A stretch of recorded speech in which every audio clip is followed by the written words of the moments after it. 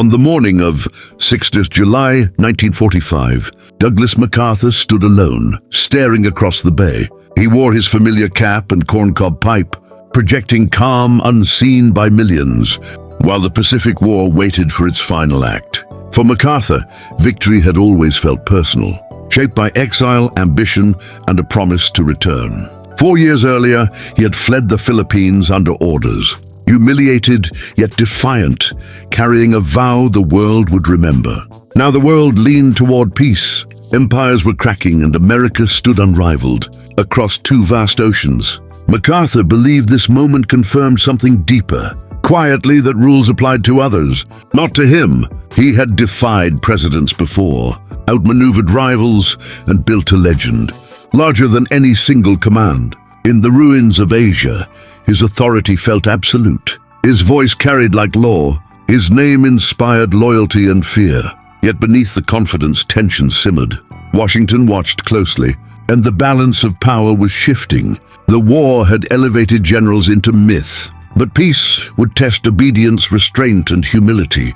MacArthur sensed none of the danger ahead, utterly confident, convinced his stature placed him above consequence. That belief, forged in victory and isolation, quietly hardened and would soon collide with civilian power. In this moment of triumph, MacArthur felt untouchable, unaware that history was already closing in. By 15 August 1945, Japan had surrendered, and Douglas MacArthur stepped fully into history's spotlight. He arrived in Tokyo as Supreme Commander, calm and towering, ruling a defeated empire without resistance. The city lay shattered, smoke still rising, and millions watched him pass, silent and uncertain. MacArthur believed order flowed from strength, and strength flowed from him, unquestioned and absolute. He rewrote Japan's future from a single desk, reshaping politics, culture, and power itself. Emperor Hirohito remained on the throne by MacArthur's decision, signaling mercy and dominance together. Washington approved his actions cautiously, but distance dulled oversight, and authority grew unchecked. Every decree carried his signature. Every reform bore his philosophy, blending idealism with command. Reporters followed him like royalty. Photographs crafted myth, and headlines crowned him ruler of Asia. MacArthur understood symbolism deeply, using ceremony, silence, and posture to project inevitability. He rarely consulted peers, dismissed criticism, and trusted instinct over instruction. In Tokyo, civilian leaders deferred. Generals complied, and the world applauded reconstruction. But behind the praise, unease spread quietly among officials tasked with controlling generals. The constitution he approved limited Japan's military, yet expanded his own influence. MacArthur began speaking not as a servant, but as a guardian of destiny. He believed history had chosen him, that presidents came and went, but legends endured. This conviction hardened daily, reinforced by obedience, isolation, and success without consequence. Unseen fractures widened between military hero and civilian authority, fragile and dangerous. The peace he administered felt permanent, but conflict was returning from an unexpected frontier. On 25 June 1950, distant artillery shattered the calm MacArthur trusted. North Korean forces surged south, crossing the 38th parallel, dragging the Cold War into open fire. In Tokyo, MacArthur received the reports quietly, confident, seeing opportunity rather than threat. He had waited years for relevance, and war had returned him to center stage. Washington hesitated, debated, and measured risk. But MacArthur moved with certainty and speed. He assumed command of United Nations forces, projecting authority as if history demanded it. Early defeats bruised American pride, troops retreated, and panic spread across headlines. MacArthur dismissed doubt publicly, promising victory, insisting resolve would reverse disaster. Behind closed doors, he trusted intuition, shaped by triumphs that never punished defiance. The daring plan formed in his mind, an amphibious strike at Inchon, bold and reckless. Advisors warned of tides, seawalls, and narrow channels. But MacArthur waved concern aside. To him, audacity defined greatness, and caution belonged to lesser men. On 15 September 1950, Inchon exploded with success. stunning allies and enemies alike. The gamble worked perfectly, reinforcing MacArthur's belief that destiny favored him. Newspapers hailed genius, politicians praised courage, and his legend surged again. MacArthur felt vindicated, convinced restraint was weakness, and authority was earned by results. He pressed north relentlessly, ignoring warnings, convinced China would never intervene. Each mile forward strengthened his certainty, each applause drowned out caution. Victory seemed inevitable, and MacArthur felt untouchable once more. By Awanja's October 1950, MacArthur crossed into North Korea, chasing final victory. He spoke of home by Christmas, promising triumph, dismissing Chinese warnings as bluff. Intelligence reports hinted danger, but MacArthur trusted belief over evidence.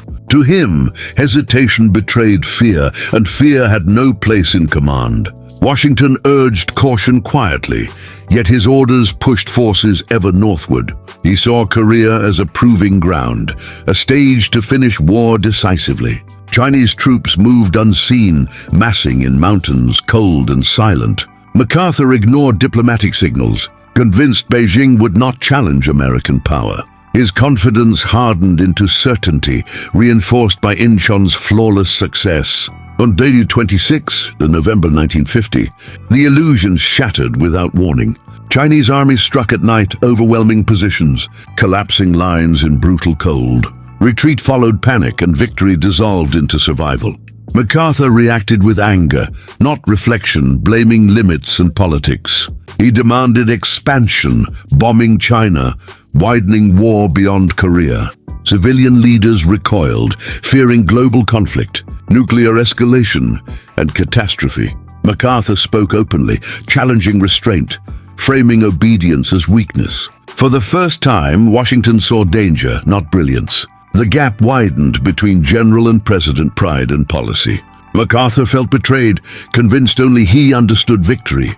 His belief in invincibility, once celebrated, now threatened disaster. Being 10 December 1950, Douglas MacArthur was no longer just a commander. He had become a public voice, challenging policy, shaping opinion, defying restraint. From Tokyo, he issued statements, sharp and deliberate, aimed beyond military channels.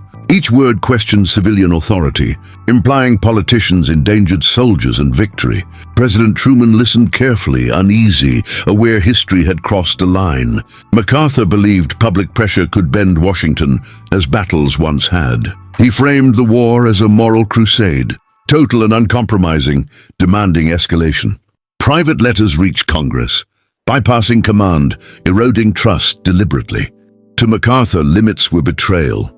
Negotiation was surrender, control was cowardice. In America, crowds cheered him, newspapers praised candor, and myths resurfaced.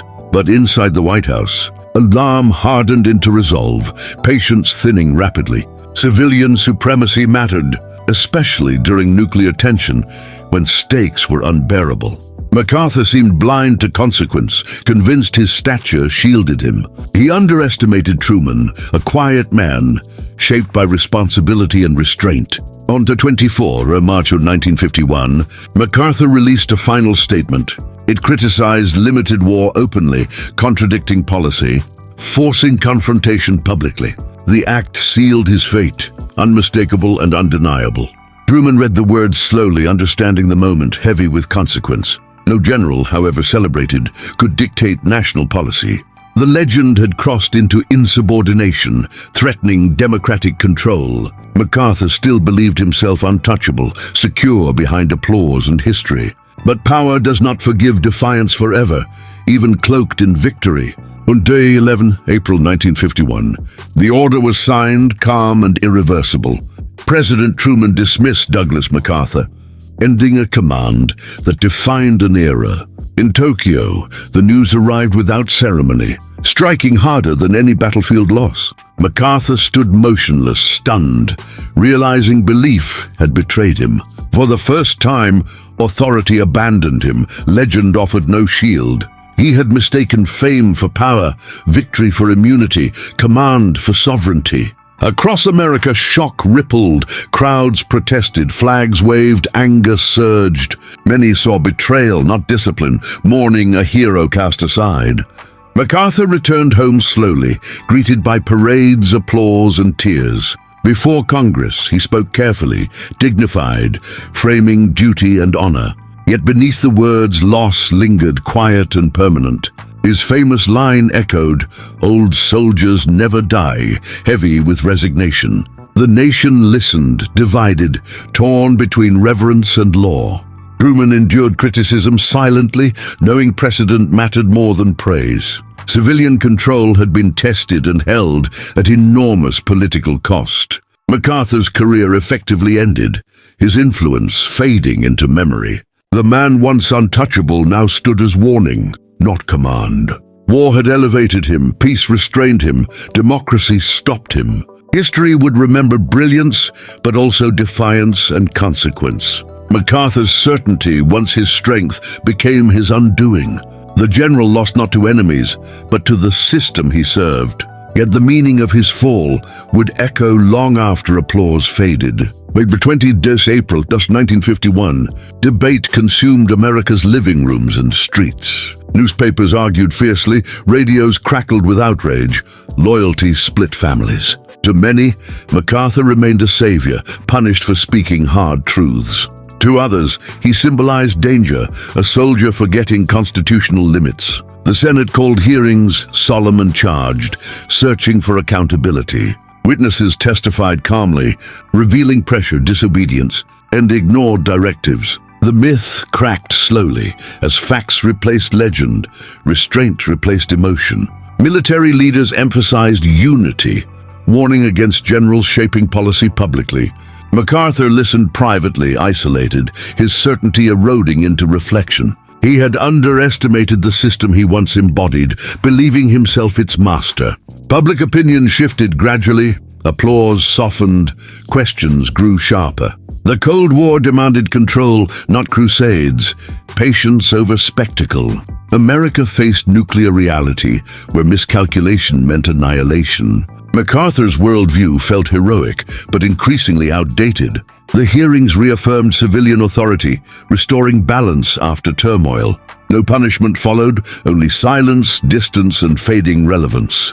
MacArthur withdrew from politics, refusing compromise, unwilling to bend.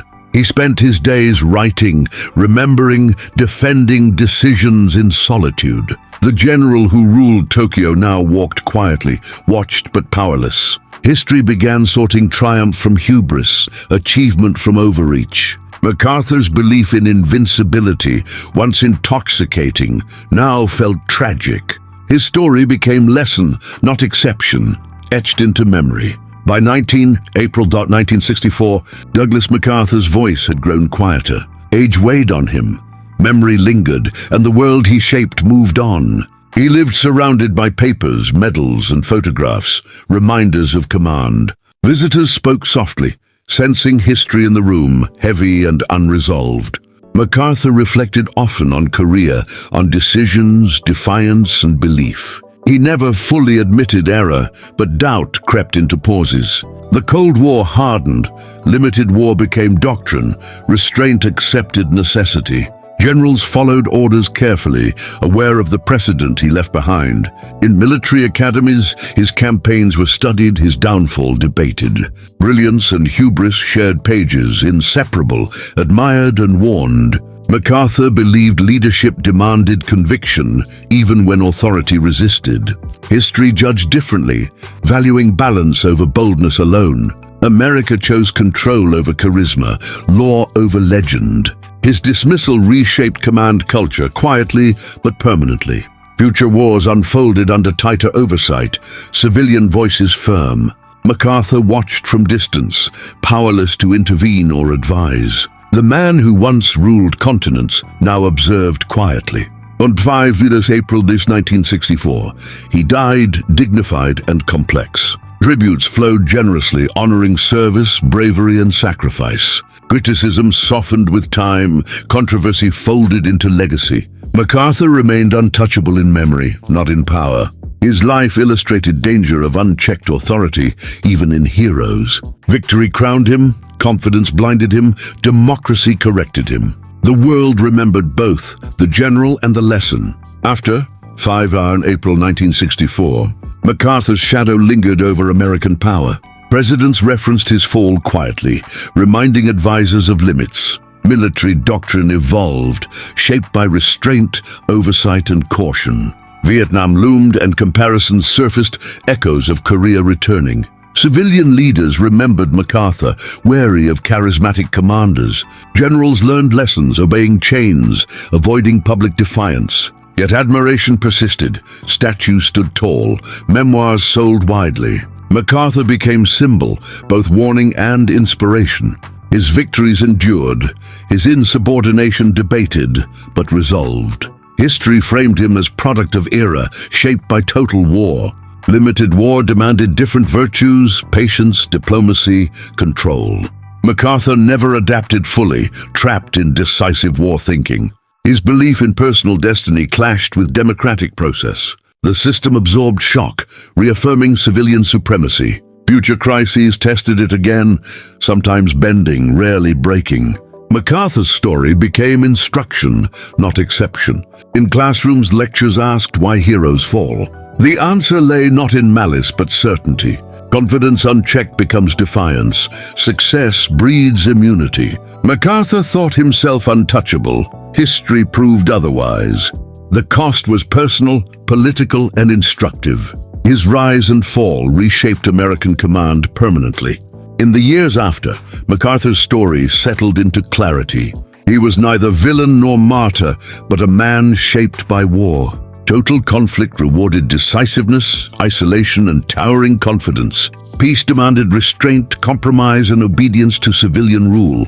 MacArthur never crossed that bridge, convinced greatness excused defiance. His career proved victory can distort judgment, especially prolonged success. The system he challenged preserved itself, firm and constitutional. Democracy survived because it limited even its greatest servants. MacArthur believed authority flowed upward from achievement. America insisted authority flowed downward from law. That collision defined his fall, measured and necessary. Future generals studied his brilliance carefully, his mistakes more carefully.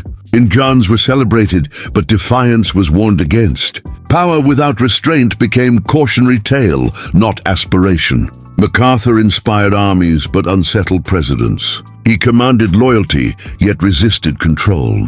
History honored service without excusing defiance. The myth of untouchability faded, replaced by accountability. In the end, MacArthur stood as reminder. No uniform outranks the Constitution. No victory suspends civilian rule. No legend stands above consequence. That truth endured longer than any campaign.